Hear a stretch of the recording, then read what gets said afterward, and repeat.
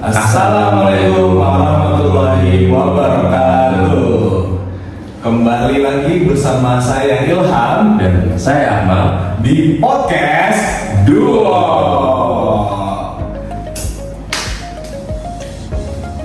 Duo itu apa sih sebenarnya? Duo itu adalah pendekan dari duduk untuk obrol. Paham? Jadi kita tuh sekarang mau ngebahas tentang apa sih, Mang? Kita sekarang mau ngebahas isu yang lagi agak panas nih ya sebenarnya. Panas ya? Agak panas nih. Pas ya hujan-hujan ya? Panas dulu hujan di sini. Anak-anak panas-panas. Yang mana? Balance ya, Iya. balance. Kita bakal bahas mengenai etika dan dalam kebijakan amnesti pajak yang ada di Indonesia. Oh, amnesti pajak yang kemarin Apple minta 50 tahun. Aduh deh itu. Saya aja belum tentu hidup 50 tahun ya. Tapi 50 Apple tahun. minta amnesti pajaknya 50 tahun tuh. Dari 2024 gimana tuh? Udah umur 70 tahun gitu ya. Jadi subuh mau kata orang mah ya. Subuh. Kalau mungkin tadi kita bakal ngebahas tentang amnesti pajak nih. Kalau kita lihat kan jadi sorotan banget, apalagi kemarin Apple ya karena dampaknya itu ke masyarakat signifikan banget. Apalagi zaman sekarang banyak yang sebenarnya pengen pakai Apple ya. Dan tiba-tiba dia melakukan seperti itu. Jadi orang tuh kayak ada terpecah-pecah juga ya. Kayak ada yang malah ayo nggak apa-apa deh biar Apple bisa masuk. Karena udah Apple sentris. Apple sentris. Padahal kalau kita melihat dari kacamata fiskus ya, kalau kita melihat dari kacamata untuk masyarakat luas, amnesti pajak ini kan pasti ada dampak negatif juga kan, pastinya. Pasti. Walaupun kayak misalnya Apple nggak kena amnesti pajak, dia jadi naruh investasi di Indonesia. Tapi kan kalau kita lihat itu kan jangka pendek ya. Jangka pendek sekali. Nggak ngeliat kita ke jangka panjangnya. Orang masalahnya udah banyak MLM di Indonesia yang Lebih bagus juga sebenarnya. iya, bikin pabrik bahkan di Indonesia, bikin pabrik, udah buka pasar kerja yang luas. Tapi mereka nggak minta amnesti pajak loh. Nah, makanya itu kita bakal bahas secara mendalam ya tentang amnesti pajak ini, terutama dari berbagai teori-teori tentang etika nih Yang udah kita pelajari ya. jadi kelas filsafat dan etika administrasi. Jadi kalau kita lihat ya Mang ya, amnesti pajak itu kan selain kita bisa bahas di tentang teori etikanya nih, kita tuh bisa ngelihat amnesti pajak dari berbagai aspek. Karena apa ya, amnesti pajak itu kan berpengaruh terutama pada kepatuhan wajib pajak kan pastinya kan. Masyarakat luas tuh wajib pajak nih, hingga integritas sama sistem pajak ya, konteks nih. Konteks juga lebih panas juga kan, lebih hangat nih dibahas. Yang akan kedepannya diberlakukan. Akan diberlakukan. Nah kalau kita mikirnya integrasinya sama amnesti pajak ini nanti gimana, kita juga bakal harus lihat lah ya gimana bentuk filsafat dan etikanya dari dalam administrasi itu bisa membantu kita memahami nih hukumnya, moralitasnya, sama keadilan dalam ya kepatuhan itu. Betul. Cuma dari tadi kita bahas tentang amnesti pajak, Apple, hukum dan moral segala macam. Emang amnesti pajak itu apa sih, Mang? Amnesti pajak itu sebenarnya kebijakan yang ada di Indonesia yang diberlakukan. Sebenarnya awal yang pertama kalinya itu untuk menarik kembali dana yang ada di luar negeri untuk ditarik ke Indonesia untuk meningkatkan penerimaan pajak di Indonesia dan untuk memperbaiki kepatuhan pajak yang udah yang sebutkan sebelumnya. Amnesti. Pengampunan pajak. Betul. Nah, cuman kan gini ya Mal ya, kita kan nih sedang fokusnya tuh di bidang filsafat dan etika administrasi. Betul. Teorinya banyak ya. Yang paling sering kita dengar ada beberapa ya, kayak utilitarian, deontologi, teleologi. Mungkin kalau kita bahas ya dari utilitarian yang kita tahu dicetuskan sama Jeremy Bentham dan John Stuart Mill. Ya kan, utilitarian itu menilai sebuah tindakan berdasarkan hasil akhirnya. Hasil akhir yang itu tuh dia memberikan manfaat terbesar bagi sebanyak mungkin orang. Jadi yang secara ini tuh kita ngeliat hasil akhirnya Di ujung ya, di ujung, nggak lihat prosesnya. Iya. Nah kalau kita lihat konteksnya ini, amnesti pajak iya bisa positif, bisa kalau dana yang terkumpul nih itu digunain buat pembiayaan program-program pemerintah, makan siang gratis, Ya, bisa. pembangunan infrastruktur, Bikin jembatan, tol, bendungan dan lain-lain kan, yang mungkin ya yang bermanfaat untuk masyarakat luas. Gak apa-apa gue, gak Nggak apa-apa. apa-apa. Manfaat duit gue digunakan untuk hal-hal yang positif, gak apa-apa. Nggak apa-apa. Nah, cuma kan kalau kita melihat ya ke jangka panjang Jangka ya, panjang. di jangka panjang nih kebijakan itu bisa malah ningkatin apa ya kesejahteraan masyarakat juga. Cuman kalau kita lihat juga ini tuh kita harus apa ya mempertimbangkan lah, mempertimbangkan efek negatifnya. Efek negatif dari sebuah kebijakan tentang amnesti pajak ini, apalagi kalau kebijakan masih ada positif, ada negatifnya. Semua hal ada, Semua hal sih Semua masih hal. ada konsekuensi, ada positif negatifnya. Dan kalau ada amnesti pajak ini kan berarti pengampunan pajak, dan biasa itu diterapkan untuk yang misalnya nggak patuh kan, malah ya nggak patuh. Nah ini tuh malah ada potensi ketidakadilan yang dirasakan sama wajib pajak udah patuh. Yang udah patuh malah ya. Udah patuh malah nggak dikasih amnesti pajak pengampunan itu loh. Ya mungkin memang berdasarkan namanya amnesti kan pengampunan, maksudnya Anda telat nih, Anda telat atau enggak atau tidak bayar pajak, kita ampuni tapi Anda harus bayar. Nah cuman kan udah ada wajib pajak yang udah patuh ya. Kan takutnya mereka ada apa ya? Perasaan kolektif dari semua Saya udah patuh loh. Saya udah patuh, kok saya nggak ada mendapatkan apa ya Perlakuan khusus. ya, perlakuan khusus atau apa ya, bisa reward Ya insentif. insentif. Nah apakah memang manfaat dari penerimaan pajak yang mungkin meningkat bisa mengimbangi rasa ya ketidakadilan itu tadi? Betul. Kalau misalnya kita bahas dari teori keadilan nih, justice and fairness perspektif dari John Rawls. Ya, dia tuh menekankan bahwa prinsip kesetaraan dan kebijakan yang adil adalah kebijakan yang dapat melindungi hak-hak semua pihak, terutama yang berada dalam posisi yang kurang menguntungkan. Iya, yang udah patuh malah tadi, kurang menguntungkan yang ya. kita bilang bisa kurang menguntungkan karena dia sudah bayar tepat waktu, Iya. udah bayar secara tepat. Karena kalau dia nggak patuh bayar pajak bisa aja tuh nyicil mobil ya. Iya. Bisa aja. Cuman dengan moral yang mereka lokasi, Iya, moral yang udah ada dalam tertanam di diri mereka tuh tanggung jawab, tinggi etika gitu. ya etika, Mereka bayar. tanggung jawab, misalnya Kejujuran, kejujuran, kita kan self assessment Ya, ya, self-assessment. dari masing-masing orang ya. kan bisa aja melakukan kecurangan, cuma kan Iya. sesuai moral dan etika itu tidak baik seperti itu.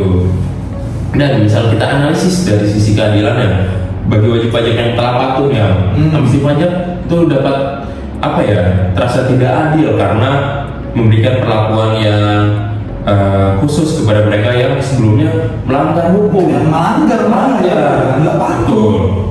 Dan dalam hal ini, John Rawls itu mungkin akan mendukung ya kebijakan-kebijakan yang memberikan insentif tadi yang kita sebutkan tadi. Kalau terus ada ya, Iya, betul. masih hidup gitu ya. Masih ada. Pasti dukungnya malah kasih aja insentif ya. Mending kasih insentif malah ya. Iya. Dan itu tuh bisa apa ya? Diberikan kepada yang wajib pajak yang telah patuh buat menjaga keseimbangan dan keadilannya. Oh, Karena jadi kita ya misalnya orang yang nggak patuh nih nggak apa-apa lah ya kita kasih amnesti lah. Cuman yang udah patuh nih kasih insentif juga. Insentif juga perlu. Iya, biar apa ya, balance ya. Balance. Yang nggak patuh ya udah dikasih keringanan, yang udah patuh juga dikasih keringanan. Nah, biar yang sebelumnya belum patuh bisa meningkatkan kepatuhannya. Betul. Dan yang udah patuh tetap terjaga dan malah bisa lama patuh tuh. Mikir, wah enak dari insentif, udahlah saya bayar pajak aja lah, terus. Tapi yang bayar terus ya. Iya. Habis kan ini. Aduh. Berjajan gitu. Jajan. Pajak PPH aja paling kecil berapa? Aduh. Pusing Pak Abang ya. Ya tapi kalau kita lihat juga di filsafat dan etika administrasi ya Bang, kita kan membahas banyak teori ya. Tadi utilitarian udah kita bahas, justice, fairness, keadilan itu udah kita bahas. Ada juga nih teori yang lumayan terkenal nih, apalagi tokohnya juga lumayan terkenal nih. Bisa tempat nggak Bang?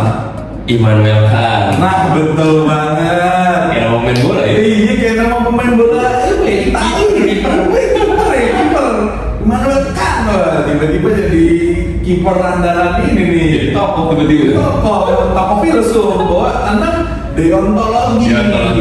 Nah jadi deontologi ini kalau berdasarkan penjelasan Immanuel Kant itu tuh dia menilai tindakan berdasarkan kewajiban moral bukan hasil akhirnya, atau bisa dibilang apa ya, kayak ngelihat prosesnya. Ngelihat di tengah-tengahnya itu bakal gimana, bukan melihat kayak tadi ya, di akhir ya. utilitarian kan tadi melihatnya ke akhirnya dong ya, Di ujung. manfaatnya ke orang luas tuh gimana. Nah kalau ini kita ngeliatnya tuh dari tengah-tengahnya nih, kebijakan moral, kewajiban moral itu ke masyarakat luas gimana. Nah, kalau berdasarkan prinsip kategorical and imperatif dari Immanuel Kant, nah dia itu mengajarkan bahwa tindakan itu harus menghormati aturan moral universal atau aturan moral yang secara general mengikat semua orang ya. secara umum. Jadi semua orang bisa merasakan dampaknya. Betul. Tapi kan kalau kita lihat ini ya, amnesti pajak dari tadi sudut pandang deontologi ini, ya kita kembali lagi harus bertanya-tanya, apakah kewajiban ini sesuai sama prinsip keadilan dan kewajiban moral itu. Nah kalau kewajiban ini kan, kebijakan ini cuman apa ya? Kalau dia tuh kayak tujuannya untuk mengirim pesan bahwa ketidakpatuhan ini tuh boleh dimaafin, kan dia udah nggak patuh kan, udah nggak bayar, nggak apa-apa saya maafin. Itu kan pesan yang secara apa ya, secara ini dibawa implisit. Cuma secara implisit Kita bisa merasakan kalau misalkan ketidakpatuhan ini terus menerus dimaafkan, akan terlena seperti itu. Iya, malah itu melanggar prinsip moral yang udah apa ya, absolut lah. Moral itu kan ada dari di setiap orang di Indonesia tuh, sampai dunia juga ada moral dalam dirinya. Dan itu malah ya kayak tadi kita melihatnya malah berpotensi bisa merusak integritas dari setiap wajib pajak sama integritas maksudnya keterhubungan dalam sistem perpajakan itu. Nah, takutnya malah ini ya, iya, malah yang nggak patuh nih, malah ya udah aja. Berbanding terbalik sama hasil yang diharapkan misalnya. Dia mengharapkan dengan dimaafkan dia jadi lebih baik. Iya. Karena sebenarnya bisa jadi malah makin buruk. Iya, malah yang udah nggak patuh nih tahu oh ada amnesti pajak kok, ya udah ntar udah amnesti pajak lagi aja ya. Terus yang udah patuh ngelihat malah kok itu malah dikasih maafin. Mending saya ini aja ya. Mending saya ikutan kayak gitu. Mending ikut amnesti pajak. Iya.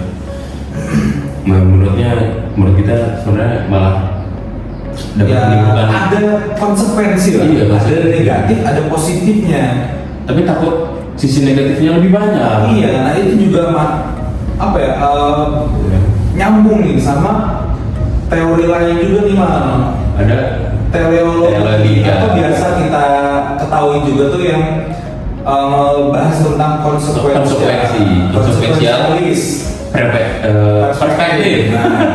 Nah, kalau misalnya kita lihat dari gambaran teologikalnya ya, kita bisa menilai tindakan yang berdasarkan konsekuensinya yang kita sebut tadi, konsekuensial perspektif. Dari sisi perspektif ini kita bisa lihat amnesti pajak yang sebagai langkah strategis untuk mencapai tujuan peningkatan penerimaan negara sebenarnya. Betul. Untuk ningkatin. Untuk ningkatin. Awalnya itu untuk ningkatin penerimaan tujuan utamanya. Mungkin tujuan kolektifnya ya kayak siapa tahu bisa ningkatin kepatuhan dan siapa tahu meningkatkan kemoralan, integritas, tanggung jawab. Tapi ada tapinya. Teoriol juga mengingatkan kita untuk mempertimbangkan konsekuensi negatif karena yang sebelumnya kita bahas pasti semua hal positif ada negatifnya. ada sisi negatifnya gitu. Mau negatifnya juga nggak berasa mah, cuma ada kan negatifnya. Pasti ada. Ada. Nah, jika kebijakan ini tuh apa ya bisa menyebabkan penurunan kepercayaan terhadap pemerintah ya, apalagi masyarakat pemerintah pasti ada lah. Itu konsekuensinya itu malah gede ya.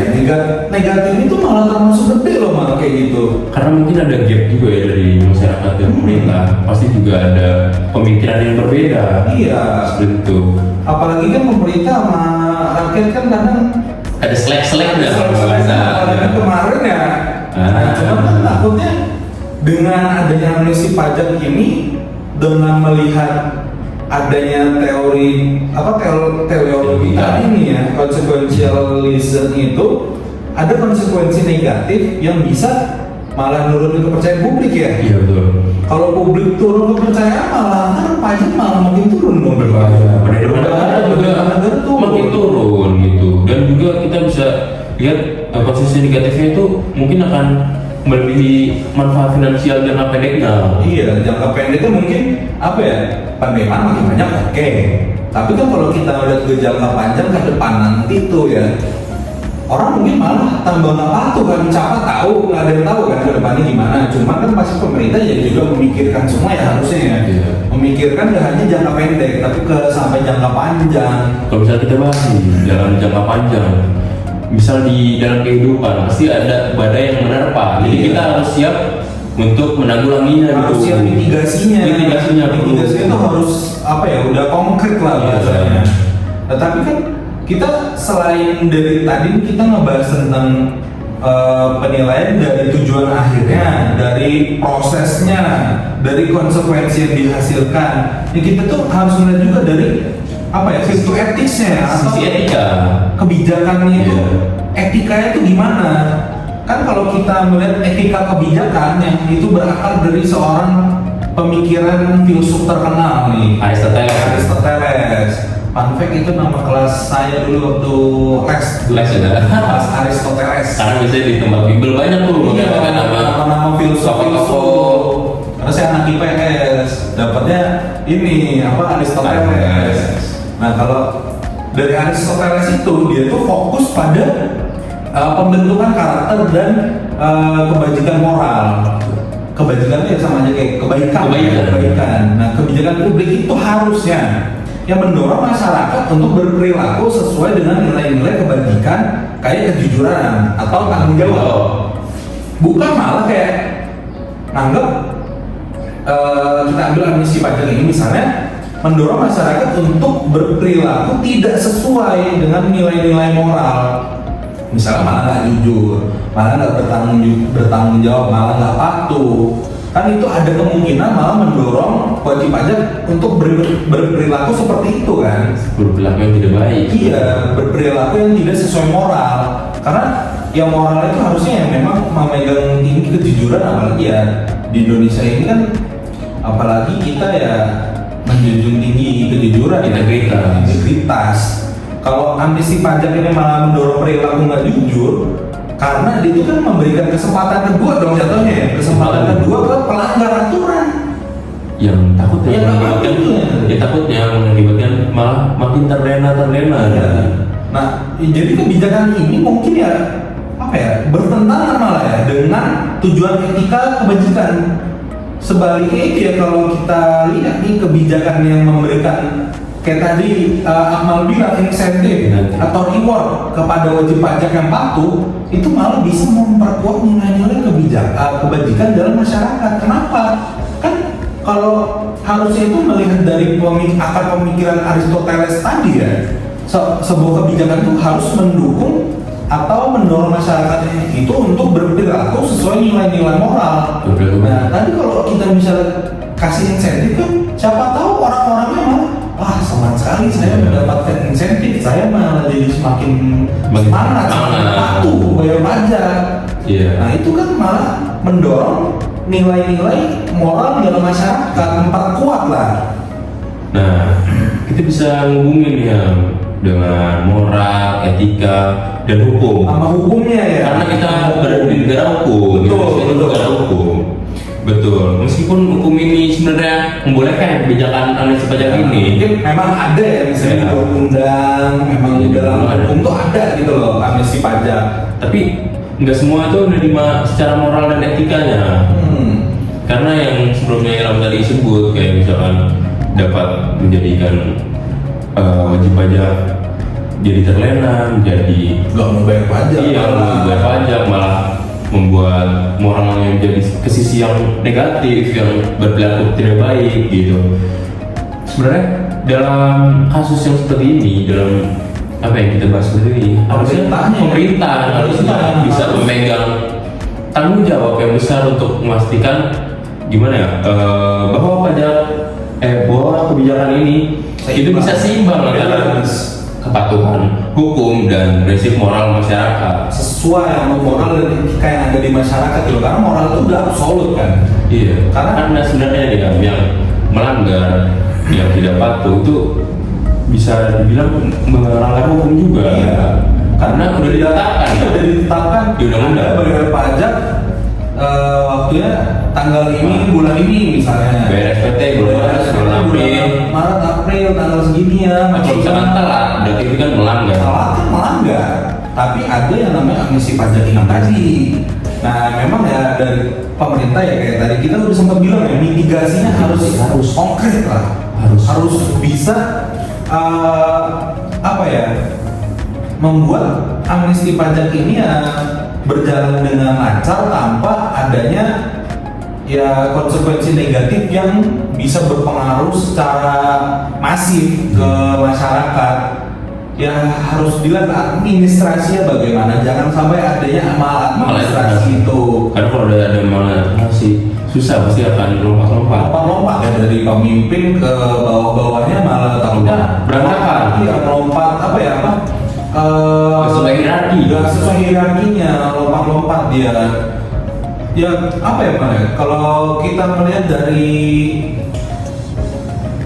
perbincangan kita nih dari tadi ini, mungkin saya bisa ambil kesimpulannya kalau kita lihat amnesti pajak ini mungkin bisa membawa manfaat yang signifikan, tapi bisa juga menimbulkan tantangan etika yang kompleks.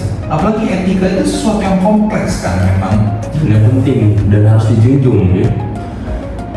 Kebijakan ini tuh ya harus bisa, nggak hanya efektif. Jadi pemerintah itu bukan, maksudnya tuh tujuannya itu bukan hanya untuk kebijakan ini efektif saja, tapi harus adil dan etis nih. Jangan mikirin untuk penerimaan negaranya aja. Kita harus mikir ya, maksudnya karena kita sebagai masyarakat ya. Masyarakat nih, penerimaan oke naik, tapi adil nggak buat kita? Adil nggak buat kita. Dan yang ditakutkan ya dengan misalkan masyarakat kita ini merasa tidak adil, malah mempengaruhi ke penerimaan negaranya, karena kita merasa ngapain kita patuh karena kita dimaafkan juga kalau patuh tuh jadi iya. Amnesti aja kita ya, kita ngikut tungguin aja. Walaupun kita nggak tahu juga kapan ada amnesti pajak ya, cuman kan ya nungguin aja lah.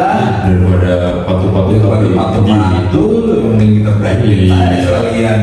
Nah, menurut saya nih, di masa depan tuh seharusnya kebijakan yang kayak gini harus bisa dirancang dengan mempertimbangkan keseimbangan antara insentif bagi wajib pajak yang telah patuh sama dan amnesti yang belum patuh gitu, untuk meningkatkan kepatuhan yang secara keseluruhan kesemuanya. Dan apa ya, transparansi dan komunikasi yang jelas itu juga sangat penting, karena kuncinya komunikasi yang baik untuk menjaga kepercayaan publik juga. Betul, karena apa ya? Karena kalau misalnya dari pemerintah sendiri itu nggak transparan ya, kita tuh kan pasti ada apa ya bahasanya, trust issue sama pemerintah. Apalagi kan kita juga memang seorang masyarakat kan ya nggak memegang secara langsung lah ya, kayak masa depan negara tuh gimana, paling kayak pas kita lagi pemilu pilkada kemarin kan, jadi kita milih pemimpin kita nanti gimana deh, kan kita nggak bisa secara langsung berikut andil mengambil kebijakan misalnya. Jadi komunikasi itu memang sangat penting, dan juga biar tersampaikan ya dari pemerintah juga ke masyarakat gitu. Kalau dari saya pribadi ya nggak suka aja gitu loh, maksud kalau transparansi apalagi di bidang perpajakan ini uang ya, finansial itu sangat sensitif. Betul. Saya kayak kurang suka aja kalau saya nggak tahu duit saya dikemanain, tiba-tiba malah dipakai buat gaji staff terus itu. Ya. Karena kita kan kerja bisa susah. Kerja susah. Kita kerja susah. Kerja dari pagi sampai malam. Makan nggak pulang. Iya. Tiba-tiba bayar pajaknya udah gede-gede gitu, Dan dipakai dengan tidak baik.